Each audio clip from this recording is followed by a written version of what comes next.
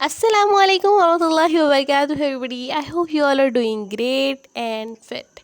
Here again welcome back to my kitchen.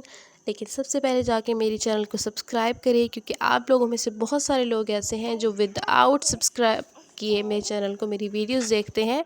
तो जाके subscription का बटन दबाएं और साथ में बेल आइकन भी, ताकि अगली मेरी वीडियोस की नोटिफिकेशन भी आपको मिल जाए। तो यहाँ पे मैं बना रही हूँ जी सुबह का नाश्ता।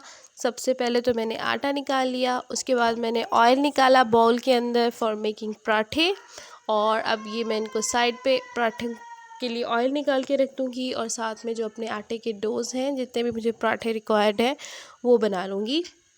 इससे ये होता है कि आपका टाइम थोड़ा सा बच जाता है, इजीली आप एक साथ बना के रख देते हो। फिर आप जैसे ही आपका एक रेडी हो जाता है, दूसरे को आपने बेल लेना है, आपने स्टार्ट से उसकी डो नहीं बनानी। तो इस तरह करके रखें जब तक हमारा जो पैन है वो गर्म हो रहा है, तब तक मैं यूँ कर लेती हूँ। अब ये अपना फर्स्ट पराठा मैं बेलने लगी हूँ। इसको जी हम बेल के डाल देंगे अपने तवे के ऊपर। तवे की गरमाइश आप देख लिया करें कि अच्छे तरीके से गर्म हो चुका हो, वरना ये होता है कि आपकी रोटी या पराठा जो भी आप डालोगे वो उसके साथ चिपक जाता है। तो अब मेरा तवा गर्म हो चुका था, सो मैं इसके ऊपर डाल दिया अपना पराठा।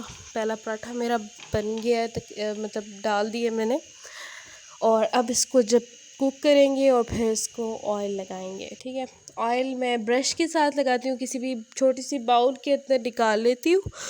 कुछ लोग स्प्रे बोतल भी लेके रखते हैं, उससे लगाते हैं, वो भी ठीक है, लेकिन इस तरह भी बहुत ठीक है। इस तरह एक तो क्वांटिटी बहुत लिमिटेड लगती है अगर आप फैट्स और इस चीज़ को देख रहे हैं, और दूसरा आजकल तो वैसे भी आपको पर लीटर 1600 का मिल रहा है। तो अगर आपने बचत भी करनी है ना, आप इस तरह से लगाइए। जी हमारा पराठा रेडी हो गया है, 2 पराठे हमारे रेडी हो गए। बाकी भी इसी तरीके से मैं बना लूँगी सारे पराठे, और फिर हमारा जो नाश्ता है वो रेडी हो जाएगा। मैं आपको दिखाती हूँ कार्टून, थोड़ी सा वेट कर लो।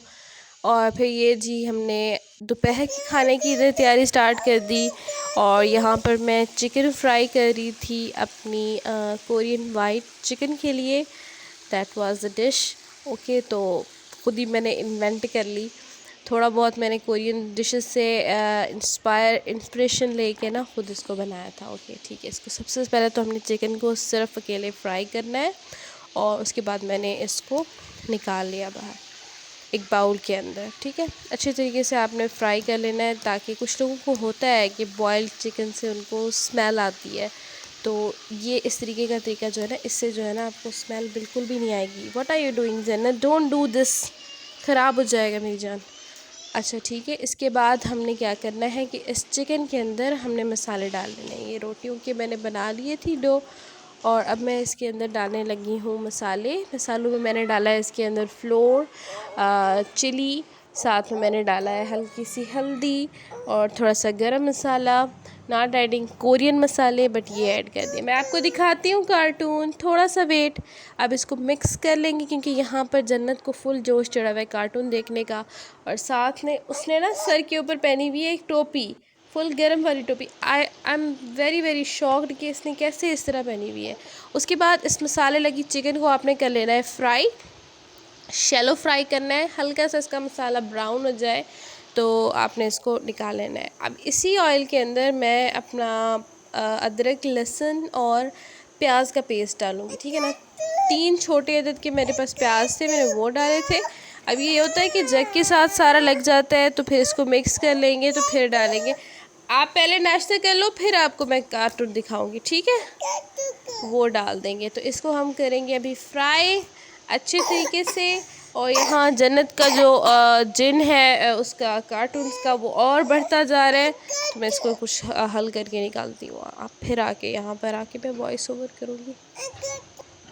अच्छा, तो उस टाइम तो जन्नत ने मुझसे फ़ोन ले लिया था, तो उसके बाद सारा दिन मुझे टाइम नहीं मिला वॉइस ओवर करने का। अभी तकरीबन रात के 12 बज रहे हैं, एवरीवन इज़ स्लीपिंग, तो इसलिए थोड़ा सा आहिस्ता वॉइस ओवर करना पड़ेगा मुझे। लेकिन बस ये हमारा जो मसाला है वो इस टाइम पर इसकी भुनाई हो रही है। अब देखिए इसकी खूबसूरत सी जब एक कलर निकल आएगा इस तरह का ब्राउनिश सा, तो इसका मतलब ये टोटली पक चुका है। इस पॉइंट पर हम आकर इसके अंदर ऐड कर देंगे अपना मीट। अच्छा, इस मसाले के अंदर मैंने कोई एक्स्ट्रा चिली वगैरह ऐड नहीं की, लेकिन अगर आप एक्स्ट्रा चिली खाते हैं तो आप ऐड कर सकते हैं। जस्ट मैं एंड के ऊपर सीसम सीड्स ऐड करूँगी, दैट्स इट। और अभी इसको अच्छे तरीके से कुक करेंगे यहाँ तक कि ये मसाला टोटली इसके साथ लग जाए। उसके बाद मैंने इसके अंदर व्हिप्ड क्रीम डाली है। क्रीम को अच्छे तरीके से आप कोल्ड टेम्परेचर के ऊपर व्हिप कर लेंगे and then you have to add it.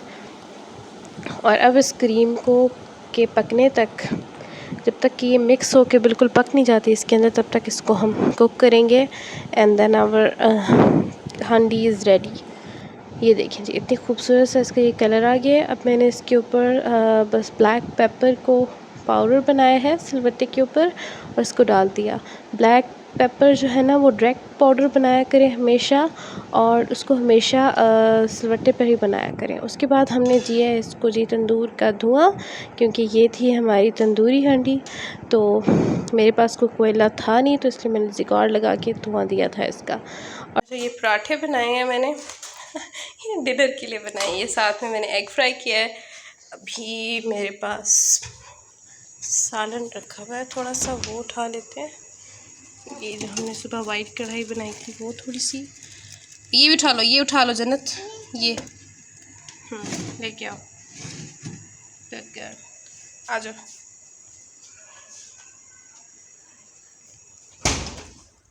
इसको भी प्लेट में मैं निकाल लेती हूँ और रहती हूँ। सुबह इतनी बुरी हालत हुई थी ना कि मेरे अंदर इतनी भी हिम्मत नहीं थी कि मैं इनको अच्छे से एक प्लेट में डालूँ। मुझसे मैं अभी कर लेती हूँ इसको गर्म।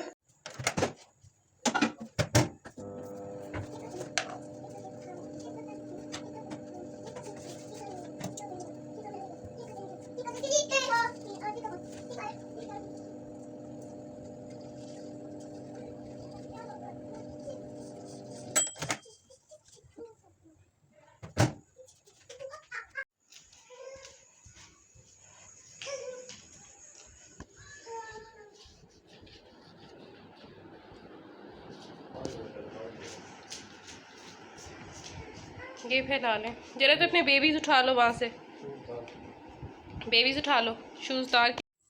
उसके बाद जी मैंने बनाना था मिल्क शेक, तो मैं बनाना कहती हूँ, मैंगो निकाल के आई। अच्छा, मिल्क शेक्स में मुझे बस स्ट्रॉबेरी का और मैंगो का ही शेक अच्छा लगता है, बाकी कुछ शेक इतने अच्छे नहीं लगते।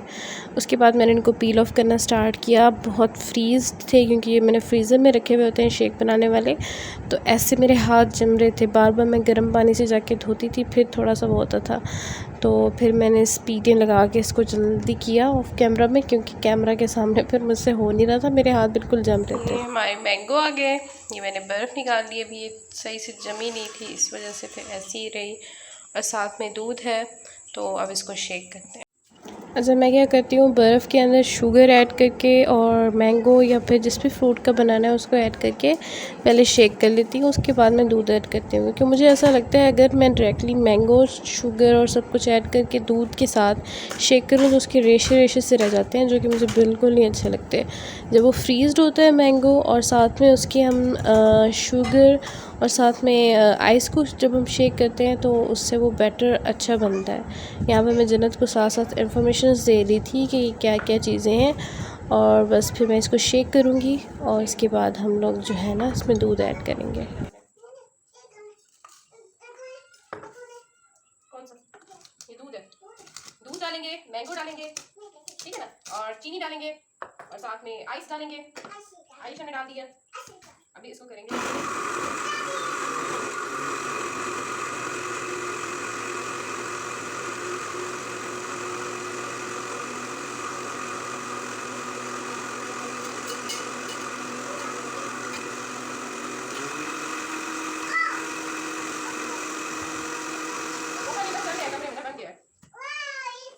It's yummy? You like? You like it?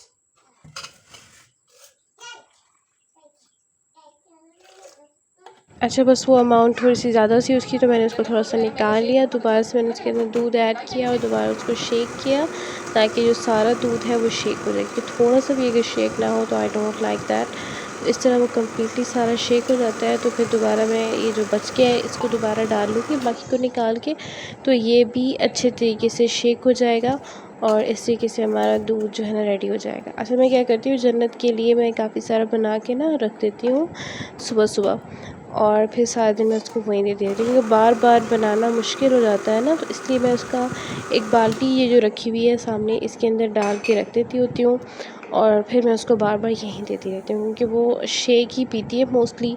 पहले मैं उसको स्ट्रॉबेरी शेक देती रही हूँ, बनाना शेक, और अब उसको मैं मोस्टली मैंगो का शेक दे रही हूँ, ठीक है ना। फिर मैंने जब भी उसने पीना होता है तो फीडर में डाल के उसको दे देती हूँ, बस उसको ठंडा नहीं देती, क्योंकि she is very sensitive to cold.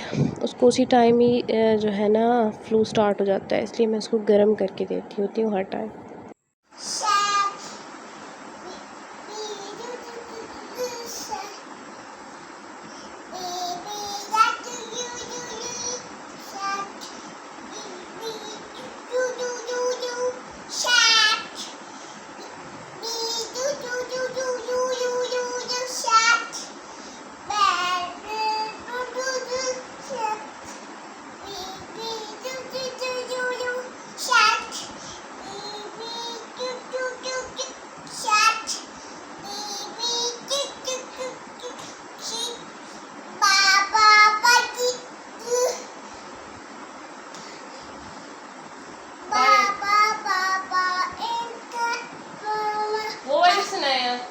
Sleep little bunnies.